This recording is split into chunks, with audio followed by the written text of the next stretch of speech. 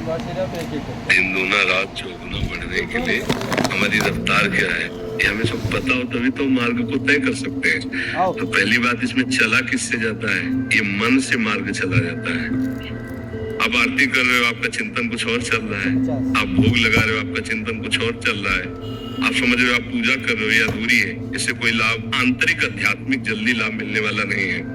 अपनी जो दौड़ है वो उल्टा है, बैक टू पवेलियन। अपनी हर इंद्रियों को पैक करो, अंदर लाओ और हृदय में कैद कर लो। पूरे जीवन की तुम्हें सार बात बता रहे हैं, बस इसको पकड़ लो। ना पैसा लगता है, ना कोई जान पाएगा, और ऐसी उन्नति होगी भाई पक्का। और ये करना कठिन है और सब कुछ कर सकते हो। तो लेनी पड़ेगी। जी राजस्थान से श्री हरिवंश महाराज जी। महाराज जी, भक्ति किस प्रकार दिन दूनी रात चौगुनी बढ़ाई जा सकती है? पहले हमको मार्ग तो पता होना चाहिए ना, हमको कहाँ जाना है, कितने मोड़ हैं, किस जगह से कहां से भटकाव हो सकता है, फिर हमारी रफ्तार क्या है।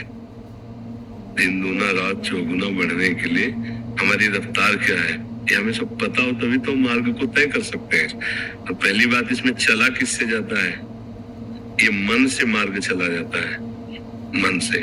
ठीक है, मार्ग क्या है, भगवान का निरंतर स्मरण करना सबसे पहला मार्ग का स्वरूप है।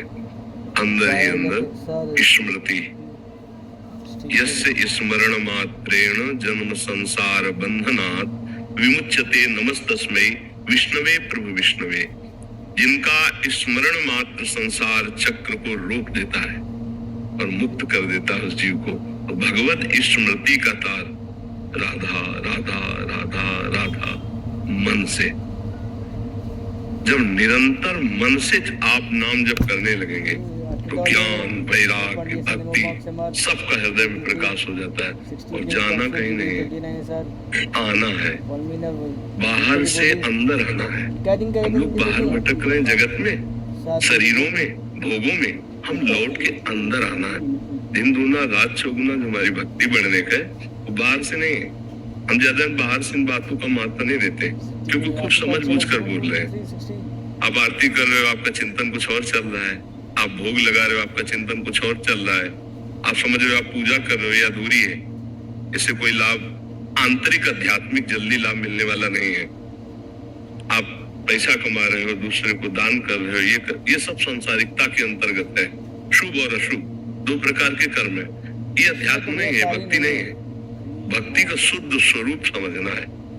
एक श्लोक में भगवान अपनी प्राप्ति का स्वरूप बता रहे हैं। क्या स्वरूप बता रहे? बोले अनन्य चेता सततम यो माम स्मरति नित्यशः तस्याहम सुलभा पार्थ सुलभा अहम सुलभा तस्याहम सुलभा पार्थ नित्य युक्तस्य योगिना। उसे भगवान ने नित्य युक्त योगी कहा है जो निरंतर भगवान का चिंतन करता है। देखो जप अलग चीज हो गई, माला सब पूजा अलग चीज हो गई, ये सब क्रियाएं। यहाँ जो बात समझनी वो अंदर की बात है। अब आप सब कार्य करते हुए निरंतर आपका स्मरण चल रहा है, भगवान की स्मृति में अपने सारे कार्य कर रहे हैं। अब ये दिन दूना रात चौगुना आपकी भक्ति बढ़ाती चली जाएगी। ये इसमें कोई बाहर की न सामग्री है, न व्यक्ति है, न कोई बाहर का पदार्थ की बात हम कर रहे हैं। ये केवल अंदर की, और इसी में भगवान प्राप्त हो जाएंगे। इस श्लोक में लिखा है अनन्य चेता सततम यो माम स्मरति नित्यशः तस्याहम सुलभा आम सुलभा। मैं उसे सुलभ हो जाता हूँ। साक्षात दर्शन, तो कहाँ दर्शन होते हैं? पहले यहाँ होते हैं, फिर बाहर होते हैं। जिधर देखो उधर वही नजर आते हैं। आपकी समझ में आ रहा है? स्मरण का अभ्यास बनाओ। जो नाम प्रिय हो, जो प्रभु का रूप प्रिय हो, उनका स्मरण। राधा राधा राधा कृष्ण कृष्ण कृष्ण राम हरि, जो नाम प्रिय हो बार बार उसकी आवृत्ति करना। देखो ना इसमें पैसा लगता है, न इसमें कोई जान पाएगा कि आप किस कोटि का भजन करते, नहीं जान पाएगा कोई, नहीं जान पाएगा ना। बाहर से कोई दिखावा नहीं, कोई और आप हम कहें कभी मंदिर में जाओ, आप कहीं मत जाओ, तो आपके यही सब प्रकाशित हो जाएगा। अच्छा आप मंदिर में बैठे रहो और गलत चिंतन करो, कुछ हासिल हो जाए तो हमें बता देना। अंदर हमने जो पकड़ा जो आपने जो प्रश्न किया ना उसके अंदर हमने जो पकड़ा जीवन में